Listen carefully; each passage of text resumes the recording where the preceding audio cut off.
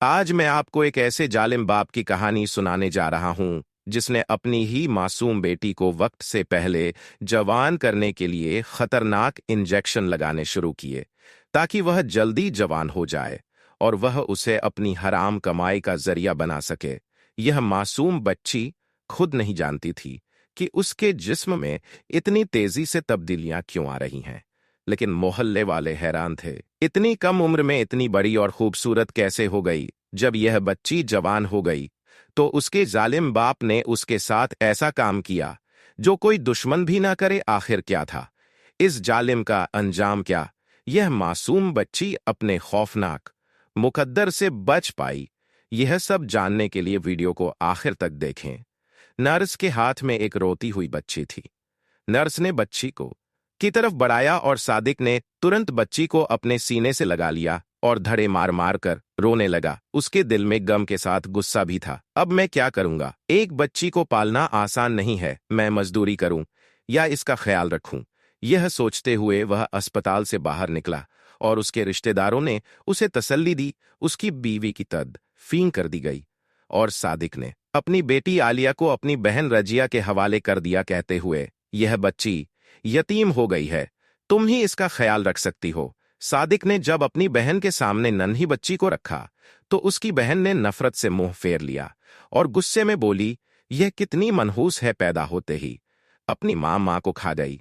यह बच्ची तो आगे भी सिर्फ मुसीबत ही लाएगी। मुझसे इसे दूर रखो। ये अल्फाज सुनकर सादिक की आंखों में आंसू भर आए। उसने बेबसी से अपनी बेटी को सीने से लगाया और खामोशी से घर वापस चला गया। सादिक ने अपनी बेटी का नाम आरजू रखा, मगर वह उसे कभी प्यार से पुकार नहीं सका। अपनी बहन के रवैये से दिल बर्दाश्त होकर उसने आरजू को नानी के हवाले कर दिया। वह खुद अकेला रहने लगा। दिन भर मेडिकल स्टोर पर काम करता और जब शाम को घर लौटता तो तन्हाई उसे काटने को दौड़ती वक्त गुजरता गया। लेकिन उसके दिल में आरजू के लिए प्यार की जगह नफरत बढ़ती गई। हर रात जब वह बिस्तर पर लेटता तो एक ही ख्याल उसके दिमाग में घूमता, अगर यह बच्ची पैदा ना होती तो मेरी बीवी आज जिंदा होती। यह वाकई मनहूस है। इसी सोच में वह नशे की लत में डूबता चला गया।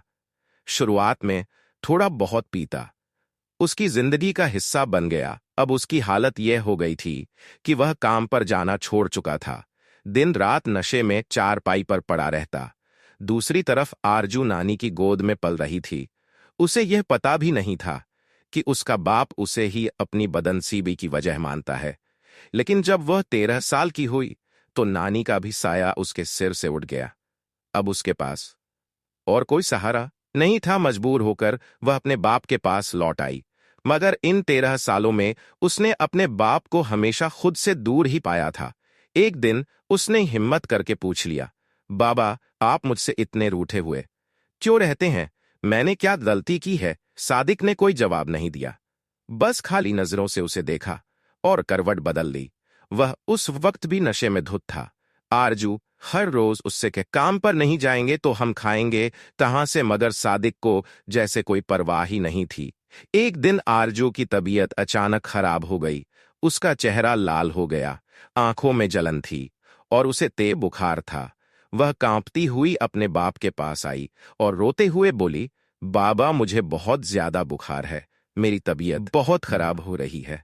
सादिक ने नशे में पल के लिए गहरी सोच में डूब गया। उसके दिमाग में कोई शैतानी फितूर चल रहा था।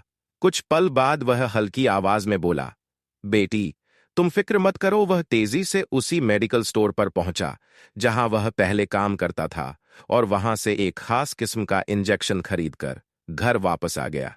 आरजू बुखार से तप रही थी, उसकी आंखें बंद हो रही थी और वह कमजोरी से मुश्किल से खड़ी थी। सादिक ने किसी हिचकिचाहट के इंजेक्शन निकाला और आरजू के बाजू में लगा दिया। इंजेक्शन लगते ही आरजू बिस्तर पर गिर पड़ी। उसका जिस्म ढीला पड़ गया और वह धीरे धीरे सांसें ले रही थी। कुछ सादिक एक तरफ बैठा उसे देख रहा था, फिर धीरे धीरे मुस्कुराने लगा। वो कोने में जाकर जोर जोर से हंसने लगा और बार बार इंजेक्शन की शीशी को देख रहा था। जैसे जैसे वक्त गुजर रहा था उसके दिमाग में अजीब अजीब ख्याल जन्म ले रहे थे। रात गुजर गई। सुबह जब आरजू की आंख खुली तो उसने गहरी कमजोरी महसूस की। उसके जिस्म में अजीब सी सनसनाहट थी। बुखार इतना तेज था कि वह मुश्किल से उठ पाई। मगर सादिक यहीं पर नहीं रुका। रोज का शैतानी खेल। अब यह सब एक रोज का खेल बन गया था। पहले वह आरजू को कोई खास दवाई खिलाता जिससे उसे तेज बुखार होता, और फिर वही इंजेक्शन लगाता। हर बार कहता, फिक्र मत करो, ठीक हो जाओगी। मगर वह ठीक नहीं हो रही थी, बल्कि उसके जिस्म में अजीब बदलाव आ रहे थे। आज भी वैसा ही दिन था। सादिक ने आरजू को आवाज दी, बेटी, आज खाने में कुछ अच्छा सा बना लेना। मेरा एक खास दोस्त हमारे घर आ रहा है। आरजू ने हैरान होकर पूछा, कौन सा दोस्त? बाबा सादिक मुस्कुराकर बोला, तुमने उसे बचपन में देखा था। वो तुम बहुत खिलाता था, बहुत प्यार करता। बहुत प्यार था। आज वह इस्लामाबाद से सीधे हमारी तरफ आ रहा है। इसीलिए कह रहा हूं कि खाने का अच्छा इंतजाम कर लो। आरजू ने सर झुका लिया और चुपचाप किचन में चली गई। उधर मौसम बिगड़ता जा रहा था। रात का मंजर सर्दी कड़ाके की थी। रात के अंधेरे में दरवाजे पर दस्तक हुई। सादिक ने जल्दी से दरवाजा खोला। सामने एक आदमी खड़ा था। दोनों की उम्र 50 साल के करीब थी। जैसे ही सादिक ने उसे देखा, वह जोश से गले मिला। उस आदमी ने जोर से हंसते हुए कहा, अरे भाई, दरवाजे पर ही खड़ा रखोगे या अंदर भी बुलाओगे? सादिक हंसते हुए बोला, आओ आओ, अंदर आ जाओ। दोनों कमरे में दाखिल हुए। सादिक ने तुरंत आरजू को आवाज दी, बेटी, जल्दी से खाना ले आओ, मेरे दोस्त को बहुत भूख लगी होगी। कुछ पल बाद कमरे का दरवाजा खुल की ट्रे लेकर अंदर आई। जैसे ही सादिक के दोस्त की नजर उस पर पड़ी, वह एकदम सन्न रह गया। उसकी आंखें फैल गई। वह खाना देखने के बजाय आरजू को घूर रहा था। उसकी नजरों में अजीब सी चमक थी, जैसे वह किसी गहरी सोच में डूब गया हो। वह कुछ बोलना चाहता था, मगर उसके मुंह से शब्द ही नहीं निकले। आरजू बेखबर थी, लेकिन सादिक सब समझ रहा था। जोहिद की नजरें आरजू जमी रही। वो एक पल के लिए सन्न खड़ा रहा, जैसे किसी और ही दुनिया में खो गया हो। उसकी आंखों में अजीब सी चमक थी, होठों पर एक अजनबी मुस्कान। वह बार बार अपनी जुबान से होठ तर कर रहा था। सादिक की नाराजगी। सादिक ने झट से उंगलियों की चटकी बजाई और सख्त लहजे में कहा, कहाँ खो गए हो? जोहिद, ये मेरी बेटी आरजू है। जोए झटके से होश में आया। उसने मुस्कुराकर, अरे ये वही बच्ची है ना जिसे मैंने अपने हाथों से खिलाया था। लेकिन समझ में नहीं आ रहा कि कुछ ही सालों में यह इतनी बड़ी कैसे हो गई। अभी तो इसकी उम्र ही नहीं थी, यह उम्र से पहले ही जवान कैसे हो गई। सादिक ने तुरंत उसका ध्यान खाने की तरफ मोड़ने की कोशिश की। खाना ठंडा हो रहा है, चलो जल्दी खा लो। लेकिन जोहिद की नजरें अब भी आरजू पर ही जमी थी। फिर वह एक पल के लिए कुछ सोचते हुए बोला, आज रात मैं यहीं रुकूंगा। सादिक की चालाकी यह सुनते ही सादिक के माथे पर बल पड़ गए, लेकिन उसने अपनी भावनाओं को छुपाते हुए कहा, जोहिद, आज रात मुझे एक जरूरी काम है, इसलिए मैं घर पर नहीं रहूंगा। मेरी बेटी अकेली होगी, इसलिए तुम जा सकते हो। जोहिद ने एक बार फिर आरजू की तरफ लालची नजरों से देखा, जैसे वह कुछ कहना चाहता हो, लेकिन फिर खामोशी से खड़ा हो गया। सादिक ने उसे खुद गाड़ी में बैठाया और घर से बाहर ले गया। जब सादिक वापस आया तो उसने देखा कि आरजू का चेहरा सुर्ख हो रहा था। वह कमजोरी से कांप रही थी, उसकी आंखें भारी हो रही थी।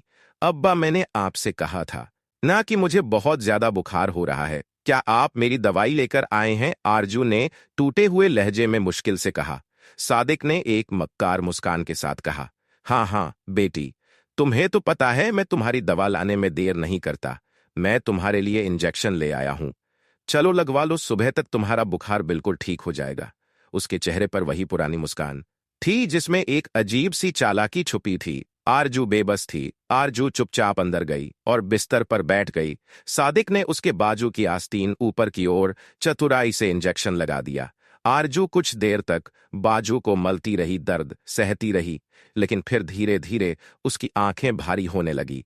वह पहले से ही बुखार से कमजोर थी और अब इस इंजेक्शन ने उसकी आखिरी ताकत भी छीन ली थी। आरजू बिस्तर पर गिर गई, उसका जिस्म बेजान सा हो गया और वह धीरे धीरे अर्ध बेहोशी में चली गई। सादिक बेचैनी से कमरे के बाहर टहल रहा था। जैसे ही आरजू की धीमी सांसों की आवाजें सुना देने लगी, वह झटपट अंदर आ गया। उसकी नजर आरजू पर पड़ी, जो बेहोश पड़ी थी। वह धीरे धीरे उसके करीब आया, गौर से उसे देखा और फिर झेर लब मुस्कुरा दिया। बातों ने साबित कर दिया कि पिछले 2 सालों से जो मैं कर रहा था वह बेकार नहीं गया। मेरा काम हो गया। यह सोचते हुए उसने अपनी जेब में हाथ डाला और वही इंजेक्शन निकाल लिया जो कुछ देर पहले उसने आरजू को लगाया था। उसकी नजरें उस इंजेक्शन पर जमी थी, जैसे वो किसी कीमती खजाने को देख रहा हो। यह कोई मामूली इंजेक्शन नहीं था। कई साल पहले जब सादिक एक फार्मेसी में हेल्पर के तौर पर काम करता था, तो उसे पता चला था कि दुनिया में ऐसी अजीब दवाइयां मौजूद हैं जो इंसानी जिस्म पर चौंका देने वाले असर डाल सकती हैं। कुछ इंजेक्शन ऐसे थे जो किसी लड़की के शरीर में लगाए जाए तो वह वक्त से पहले जवान और खूबसूरत हो जाती है।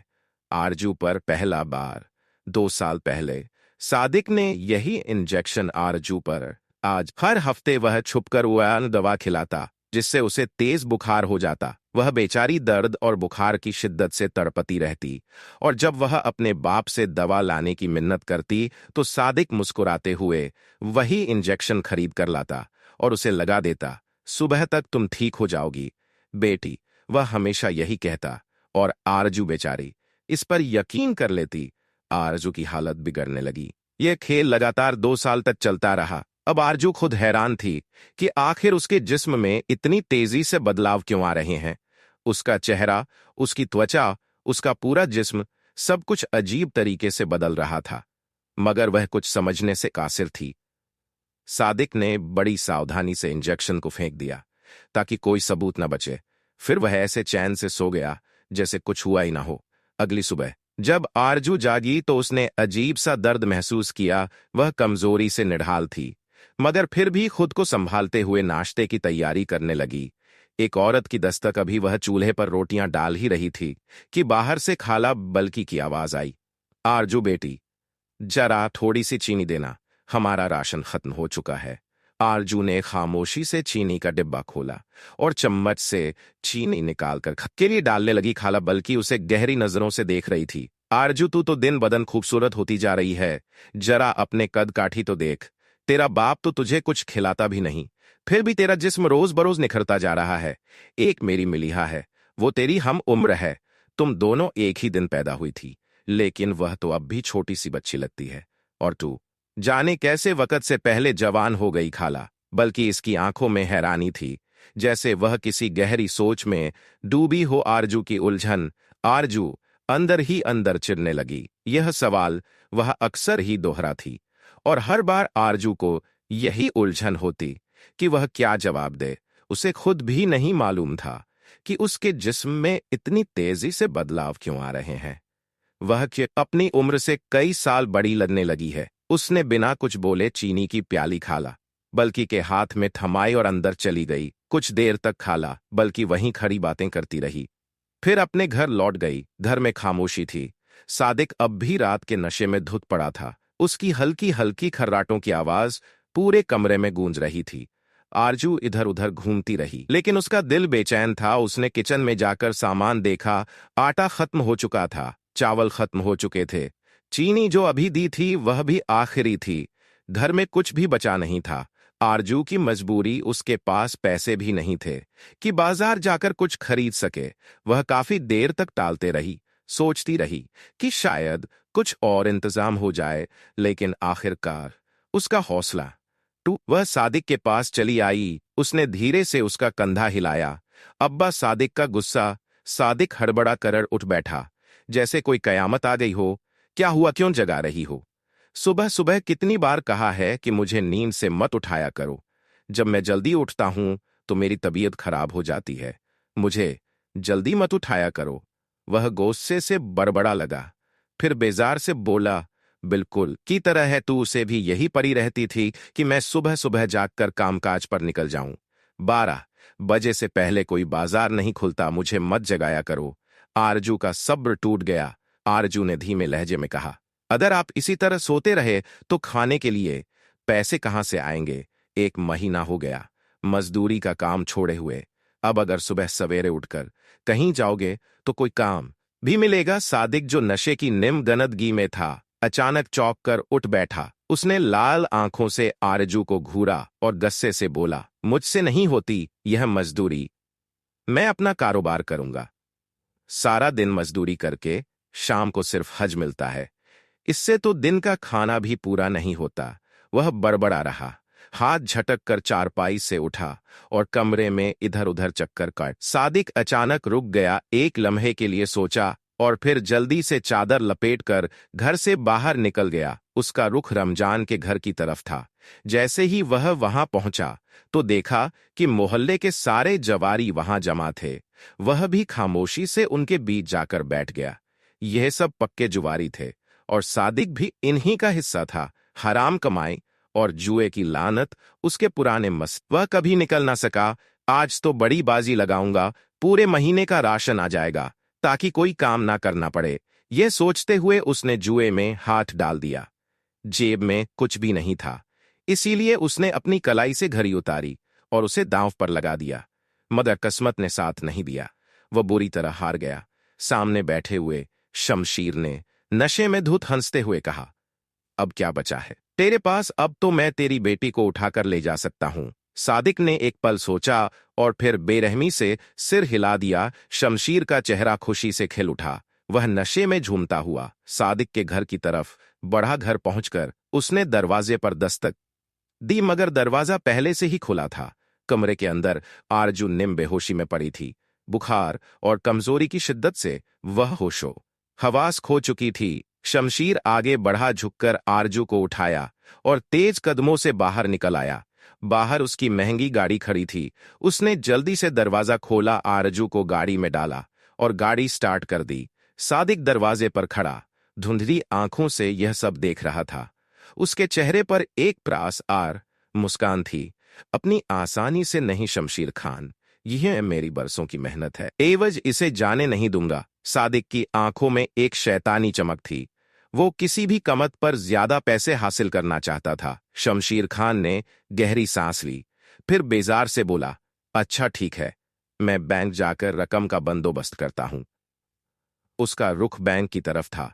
जैसे ही वह वहां पहुंचा उसने अपना चेक कैश करवाया और सारी रकम नकद अपने पास रख ली। दूसरी तरफ आरजू की आंख खुली तो उसने खुद को एक शानदार बेडरूम में पाया। यह कमरा इतना खूबसूरत और महंगा था कि वह एक पल के लिए हैरान रह गई।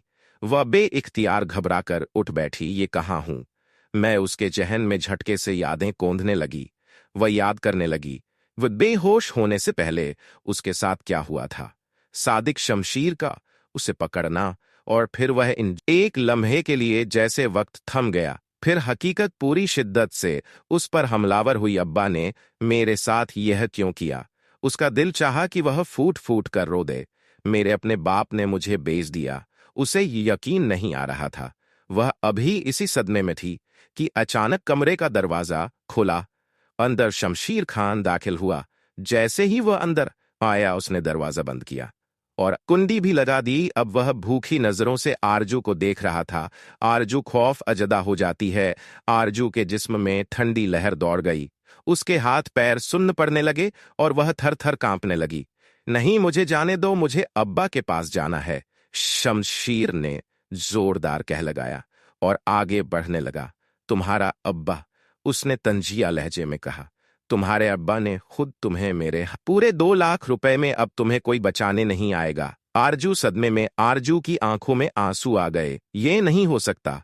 उसका दिल चाहा कि जमीन फटे और वह उसी में समा जाए। शमशीर खान और करीब आने वाला था कि अचानक दरवाजा जोर से बजा। कौन आया? शमशीर चौंक गया। वह गुस्से में दरवाजे की तरफ बढ़ा। वह गोला, अब इस वक्त कौन आ गया? आखिरी दफा आरजू को घूरा, फिर दरवाजा खोला। बाहर एक मुलाजिम खड़ा था जो घबराया हुआ लग रहा था। नीचे थोड़ी सी इमरजेंसी है, आपको फौरन बुलाया गया है। शमशीर गालियां बकता हुआ पीछे हटा और खा जाने वाली नजरों से आरजू को देखकर बोला, कहीं नहीं जाना, मैं अभी वापस आता हूं। फिर वह दरवाजा खोलकर नीचे चला गया। आरजू अकेली रह गई। अब वह फिर से शदीद खौफ जदा थी। उसका दिल तेजी से धड़क रहा था। उसकी आंखें दरवाजे की तरफ थी जहां से अभी कुछ देर पहले शमशीर निकला था। लेकिन फिर अचानक खिड़की पर दस्तक हुई। आरजू घबराकर पीछे मुड़ी। यह खिड़की घर के पिछली तरफ खुलती थी, जहां आमतौर पर कोई नहीं आता था। दस्तक के साथ ही एक जानी पहचानी आवाज आई, आरजू दरवाज खोलो। मैं हूं, तुम्हारा अब्बा। आरजू के जिस्म में झटका सा लगा। अब्बा, उसने बेयकीनी से खिड़की की तरफ देखा। जल्दी आओ, मैं तुम्हें यहां से निकालने आया हूं। सादिक का चेहरा खिड़की के बाहर नजर आ रहा था। वह परेशान लग रहा था, जैसे किसी बड़ी मुसीबत में हो। आरजू समझ नहीं पा रही थी कि क्या करें, लेकिन शमशीर से बच निकलना इस वक्त उसकी सबसे बड़ी तरजीह थी। यहां वह एक पल भी और नहीं रुकना चाहती थी। सादिक ने उसका हाथ पकड़ा और तेजी से खिड़की से बाहर निकाल लिया। आरजू के जहन में सवालों की बौछार थी, लेकिन इस वक्त वह कुछ भी सोचने की हालत में नहीं थी। भाग निकलने का सफर बाहर एक छोटी सी गाड़ी खड़ी थी।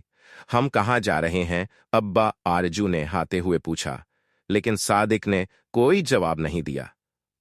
उसने तेजी से गाड़ी का दरवाजा खोला और आरजू को अंदर बिठा दिया। गाड़ी तेजी से सड़क पर दौड़ने लगी। सादिक ने गहरी सांस ली और बोला, शमशीर मेरा पुराना दोस्त था, लेकिन मुझसे एक गलती हो गई। उसने मुझ पर दबाव डाला कि मैं तुम्हें उसके हवाले कर दूं, वरना वह मुझसे बदला लेगा। मैंने वक्ती तौर पर हां कर दी, लेकिन जैसे ही मुझे मौका मिला, मैं तुम्हें बचाने आ गया। आरजू की आंखों में आंसू भर आए। मैंने अब्बा के बारे में गलत सोचा। वह तो अब भी मुझसे उतना ही प्यार करता है जितना पहले करता था। वह अपने दिल को तसल्ली देने लगी और उसके अंदर एक उम्मीद जगी कि शायद सब कुछ ठीक हो जाएगा। सादिक गाड़ी तेजी से चलाता रहा। अब गाड़ी शहर के मेन रोड से निकलकर एक वीरान इलाके में दाखिल हो चुकी थी। दूर दूर तक सिर्फ सुनसान मैदान और झाड़ियां थी। आरजू ने चादर को मजबूती से और सहमी हुई बैठी रही। सादिक खामोशी से गाड़ी चलाता रहा। उसकी आंखों में एक अजीब सी संजीदगी थी। कुछ देर बाद गाड़ी अचानक रुक गई। आरजू चौंक गई। यह कौन सी जगह है अब्बा? आरजू ने घबराकर चारों तरफ देखा, लेकिन यहां कोई आबादी नहीं थी। अब्बा, आप मुझे कहां ले आए हैं? उसके दिल की धड़कन तेज हो गई। सादिक ने कोई जवाब नहीं दिया। उसने दरवाजा खोला गाड़ी से नीचे और फिर आरजू का हाथ पकड़कर उसे भी बाहर खींच लिया। जैसे ही आरजू के कदम जमीन पर पड़े, उसने सामने का मंजर देखा और उसके रोंगटे खड़े हो गए। आरजू के पैरों तले जैसे जमीन खिसक गई। सामने का मंजर देखकर उसका दिल जोर से धड़का। वह अच्छी तरह पहचान सकती थी कि कब आप उसे कहां ले आया है। सामने कतार में छोटे छोटे कमरे बने हुए थे, जो मंजिला थे। नीचे हर कमरे के दरवाजे खुले हुए थे और उनके अंदर से मध्यम रोशनी बाहर आ रही थी। ऊपर की मंजिलों की बालकनी में कई लड़कियां झुकी हुई थी, जो नीचे झांक रही थी। जैसे ही सादिक ने गाड़ी रोकी, कई लड़कियों ने आवाजें लगानी शुरू कर दी। कुछ की हंसी में बेबसी थी, तो कुछ की आवाजों में शर्मनाक तंज छुपा हुआ था। आरजू का जिस्म चुकी थी कि यह जगह क्या है। यहाँ जो लड़कियां खड़ी थी, उनके लिबास अधूरे से थे। अंदर से तेज म्यूजिक बजने की आवाजें आ रही थी और उनके साथ मर्दों की भारी कहकहों की गूंज मिली हुई थी। यह सब सुनते ही आरजू का जिस्म खौफ से कांपने लगा। अब्बा, यहां से वापस चलो, मुझे यहां नहीं रुकना। उसकी आवाज डर और घबराहट से कांप रही थी, लेकिन सादिक ने एक ठंडी नजर उस पर डाली और आगे बढ़कर उसका बाजू मजबूती से पकड़ लिया। वापस क्यों जाऊं? उसने संग दिली से कहा। मैंने सालों तक तेरा खर्च उठाया है, अब उसे वसूल करने का वक्त आ गया है। चल अंदर। यह कहते ही उसने जबरदस्ती आरजू को अंदर की तरफ खींचना शुरू कर दिया। आरजू के दिल में जैसे बिजली सी दौड़ गई। तो क्या अब्बा ने जानबूझकर पहले मुझे शमशीर के हाथ बेचा ले आया है? उसकी सांसें तेज हो गई, आंखों में आंसू भर आए। छोड़ो मुझे अब्बा, प्लीज।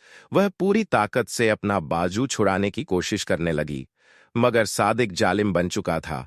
वह उसे घसीट हुआ अंदर ले जा रहा था। अंदर जैसे ही वह दाखिल हुए, तो सामने एक मोटी सी औरत बैठी थी, जिसने सादा मगर शानदार लिबास पहना हुआ था। गई सादिक ने बेरहमी से आरजू को उसके सामने पटक हुए कहा, वाह क्या कमाल की चीज लाया हूं, है ना? औरत ने दिलचस्पी से आरजू को देखा और मुस्कुराकर बोली, कहां से मिली है? उसने सामने झुकते हुए आरजू के गाल पर हाथ फेरा। आरजू झुरझुरी लेकर पीछे हट गई। उसका दिमाग सुन्न हो चुका था। आरजू की आंखों के सामने अंधेरा छाने लगा। सादिक के चेहरे पर वह बिल्कुल आराम से बैठा था, सुकून से अपनी बात कह रहा था, जैसे कुछ हुआ ही ना हो। देखकर लगता है कि यह सिर्फ 14 साल की है, लेकिन इसके जिस्म में जो शिश है वह मेरी बरसों की मेहनत का नतीजा है। मैंने इसे खास तौर पर तैयार किया है, उसने बेरहमी से कहा और मालकिन की तरफ देखकर बोला, यह तुम्हारे कोठे पर ऐसी रौनक लगाएगी कि तुम मालामाल हो जाओगी। बस खामोशी से मेरा हिस्सा दे दो। आरजू के जिस्म में झुरझुरी दौड़ गई। यह सब क्या हो रहा है? क्या मेरा बाप मुझे हमेशा से बेचने के लिए तैयार कर रहा था? उसका दिल चाहा कि जमीन फटे और वह उसमें समा जाए। मालकिन ने मुस्कुराकर कहा, ऐसे माल के लिए तो हम ना जाने कितने पैसे देने को तैयार है। आरजू की आखिरी कोशिश। यह सुनकर आरजू के पैरों में जैसे बिजली दौड़ गई। वह एकदम उठी और पूरी ताकत से बाहर की तरफ भागने लगी, लेकिन आसपास कई तगड़े आदमी मौजूद थे। जैसे ही उसने दरवाजे की तरफ कदम बढ़ाया, वह लपक कर उस पर झपट पड़े और जबरदस्ती उसे पकड़कर दोबारा उसी औरत के कदमों में पटक दिया। नहीं, प्लीज मुझे जाने दो अब्बा, खुदा के लिए मुझे यहां मत छोड़ो। आरजू झार और कतार रो रही थी, अपने बाप की मिन्नतें कर रही थी, उसके हाथ पकड़ रही थी, लेकिन सादिक की आंखों में एक कतरा भी रहम नहीं था। खामोशी से खड़ा मुस्कुरा रहा था। मालकिन ने गहरी नजरों से आरजू का जायजा लेते हुए कहा, 14 साल की है, लेकिन लगती 20 साल की है। यह तुमने क्या जादू किया? सादिक की शैतानी हंसी। सादिक ने जोरदार कहकहा लगाया, लोग समझते हैं कि यह मेरी बेटी है, लेकिन हकीकत यह है कि ऐसा कुछ नहीं। आरजू ने बेमिसाल हैरानी से अपने बाप की तरफ देखा। यह क्या कह रहा की तरह हंसता रहा। जब यह पैदा होने वाली थी तो इसकी मां भटक रही थी, सहारा ढूंढ रही थी। मुझे देखते ही उसने सोचा कि शायद मैं उसकी बगड़ी जिंदगी संवार दूंगा, लेकिन वह गलत थी। वह एक लम्हे के लिए रुका, फिर हंसा और बोला, यह मेरी बेटी नहीं है, यह तो बस एक जरिया थी। मालके ने जल्दी जल्दी पैसे गिनने शुरू कर दिए, जबकि सादिक के चेहरे पर लालच की शैतानी चमक और गहरी हो गई। आरजू का टूटा हुआ दिल, आरजू का जिस्म कांपने लगा। अब्बा, यह सच नहीं हो सकता। सादिक के चेहरे पर एक शैतानी मुस्कान फैल गई। उसने बेशर्मी से खानम बाई की तरफ देखकर कहा, ये मुझे मजबूर करती थी कि मैं मजदूरी करके पैसे कमा कर लाऊं। इसकी मां के मरने के बाद यह एक अजीब मुसीबत बन गई थी। दिन रात खाने पीने का सामान मानती रहती थी, मगर पैसे तो मेरी जेब में होते नहीं थे। वह कहकहा लगाकर बोला, मैंने पहले छोटे मोटे जुए खेलना शुरू किए, लेकिन कोई रकम हाथ नहीं आई। फिर किसी ने मुझे मशवरा दिया कि मुझे अपनी बेटी को कमाई का जरिया बनाना चाहिए। यही मेरे लिए सबसे बड़ा सरमाया बन सकती थी। आरजू के जिस्म में झुरझुरी दौड़ गई। सादिक ने अपनी बात जारी रखी, फिर मैंने इसे ऐसे इंजेक्शन लगाने शुरू कर दिए जिनसे यह वक्त से पहले जवान हो गई। अब यह यहां कमाएगी और मैं हर महीने इसकी कमाई में से अपना हिस्सा वसूल करता रहूंगा। मेरी तो जिंदगी संवर गई है ना खानम भाई, वह एक और कह लगाकर बोला। खानम बाई ने मुस्कुराकर सादिक की तरफ देखा और बोली, तुम तो बड़े लालची निकले। आरजू उन दोनों की बातें सुनकर जैसे पत्थर का बुत बन चुकी थी। उसकी आंखें बेयकीनी और सदमे के मारे फटी की फटी रह गई। अब्बा, आपने यह सब कुछ क्यों किया? मैं तो आपको अपना सगा बाप समझती थी। ये कहते ही वह फूट फूट कर रोने लगी। यह सच नहीं हो सकता। नहीं, ये सब झूठ है। लेकिन सादिक ने बेरहमी से सर झटक दिया। वो नोटों को जेब में डालते हुए उठा, जैसे कुछ हुआ ही ना हो। आरजू चीखती चिल्लाती रही। वो उसका दामन पकड़ना चाहती थी, मगर सादिक ने पलटकर भी ना देखा। वह सुकून से उठा और आराम से कोठे से बाहर निकल गया। लेकिन शायद उसके किए हुए जुल्म ने अब उसके लिए दुनिया में कोई रास्ता बाकी ना छोड़ा था। सादिक का पूरा इरादा था कि वह जल्द से जल्द यह मुल्क छोड़कर कहीं दूर भाग जाए। वह अपने ही ख्यालों में खोया हुआ तेजी से सड़क पार कर रहा था कि अचानक एक तेज रफ्तार ट्रक ने उसे कुचल दिया।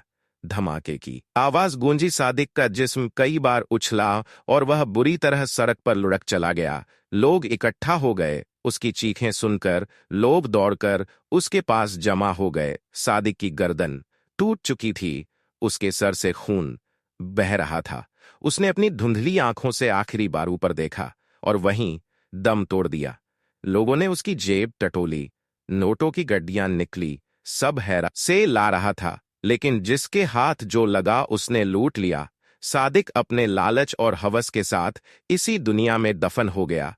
दूसरी तरफ आरजू आरजू अब भी कोठे पर रो रही थी, बिलक रही थी, मगर किसी को उस पर रहम ना आया। लेकिन इस बार उसने फैसला कर लिया था कि वह खुद को बचाएगी। भाग निकलने की साजिश। अंधेरी रात में जब सबने समझा है तो उसे कोठे के पिछले हिस्से में डाल दिया गया। यहां से बाहर निकलने का कोई रास्ता नहीं, अब यह बच नहीं सकती। किसी ने सरगोशी में कहा था, लेकिन वह बेहोशी की सिर्फ अदाकारी कर रही थी। आरजू की चालाकी। जैसे ही कदमों की आवाजें खामोश हुई, उसने आंखें खोली। उसने अपने दुपट्टे में छुपाया हुआ वह खंजर निकाला जो उसने शमशीर पर हमला करने के लिए उसके कमरे, मगर वह खंजर उस वक्त किसी काम ना आया था। लेकिन अब आएगा। उसने खंजर की नोक से दरवाजे का ताला खोलने की कोशिश की। खुल जा, बस थोड़ा सा, और आखिरकार छटाक की आवाज आई और ताला खुल गया। भाग निकलने की कोशिश, दरवाजा खुलते ही वह पीछे की तरफ निकल आई। सामने का मंजर, सामने का रौनक से भरा हुआ बाजार अब अंधेरे और वीरानी में डूबा हुआ था। आरजू ने अपनी चादर को खुद पर लपेटा और रात की तारीख में अपने आप को छुपा लिया। मुझे कहीं महफूज जगह पहुंचना होगा। उसे याद आया कि उसकी खाला इसी शहर में कहीं रहती है। अगर वह उनके घर पहुंच जाए तो शायद वह उसे पनाह दे सके। बस फज्र की अजान होने से पहले पहले उसे उनका घर ढूंढना था। आरजू की आखिरी उम्मीद रात की सियाही में, खौफ और बेबसी के साए में चलती आरजू आखिरकार अपनी खाला के दरवाजे पर जा पहुंची। खाला ने जैसे ही दरवाजा खोला तो आरजू को इस हालत में देखकर हैरान रह गई। बेटा, तू यहां इस वक्त यह क्या हाल बना रखा है? लेकिन आरजू खामोश ना रह सकी। वह फूट फूट कर रो पड़ी और अपनी बर्बादी की कहानी सुना दी। अपने बाप की शैतानी हकीकत, उसके हाथों बेची जाने की अजियत और अपनी जिंदगी की सबसे बड़ी जिल्लत। खाला ने आगे बढ़कर मोहब्बत से उसे गले लगा लिया। नई जिंदगी की शुरुआत खाला का उसकी आंखों में हमदर्दी और अफसोस था, जैसे वह आरजू के दर्द को महसूस कर सकता हो। कुछ ही दिन गुजरे तो खाला को डर होने लगा कि कहीं कोई और मुसीबत आरजू के पीछे ना आ जाए। मेरी बेगुनाह भांजी पहले ही बहुत कुछ सह चुकी है, अब मैं उसे और किसी तकलीफ में नहीं डाल सकती। यह सोचकर खाला ने रातों रात आरजू और अपने बेटे का निकाह पढ़वा दिया। जब किया तो खाला ने तड़प कर दुआ की, ए अल्लाह, किसी की मां ना मरे, वरना औलाद दर की ठोकरें खाने पर मजबूर हो जाती है। आरजू की किस्मत बदल गई। आरजू ने हमेशा अपने बाप को अपना मुहाफिज रक्षक समझा था, लेकिन वही बाप उसे जिल्लत में धकेल कर बेच आया। मगर अब उसकी जिंदगी में खुशियों का सूरज निकल चुका था। उसने बहुत हिम्मत और सब्र से हालात का मुकाबला किया और अब वह एक ऐसी जिंदगी जी रही थी जहां उसका शौहर उसकी इज्जत करता था, उसे महफूज रखता था और उसका वफादार मुहाफिज बन चुका था। इस कहानी से हमें क्या सबक मिलता है? ये कहानी हमें सिखाती है कि दुनिया में कुछ रिश्ते जाहिरी तौर पर करीब होते हैं, लेकिन हकीकत में वही सबसे ज्यादा नुकसान पहुंचाते हैं। और कभी-कभी अजनबी लोग भी अपना बनकर इज्जत और मोहब्बत दे सकते हैं। प्यारे दोस्तों, उम्मीद करती हूं कि आज का यह वाक़ आपको बहुत पसंद आया होगा। मजीद ऐसी ही हकीकत पर मबन कहानियां सुनने के लिए हमारे चैनल को सब्सक्राइब करें और हमारी फैमिली का हिस्सा बने। शुक्रिया।